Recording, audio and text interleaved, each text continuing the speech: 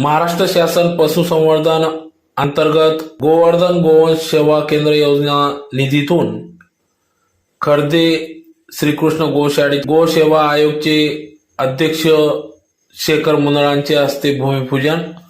याबाबत वृत्त असे की महाराष्ट्र शासन गोसेवा आयोग अध्यक्ष शेखर मुंदळा यांचा आज पुणे, पिंपरी, चिंचवड, नंदुरबार, नाशिक व अहिल्यानगर असा दौरा होता। त्या दौऱ्यानुसार आज धुळे जिल्ह्यातील शिंदखेडा तालुक्यातील श्रीकृष्ण गोशाळा खर्दे येथे आज महाराष्ट्र शासन पशुसंवर्धन अंतर्गत गोवर्धन गोवंश सेवा केंद्र योजने निधीतून गोशाळेचे या ठिकाणी भूमिपूजन करण्यात आले।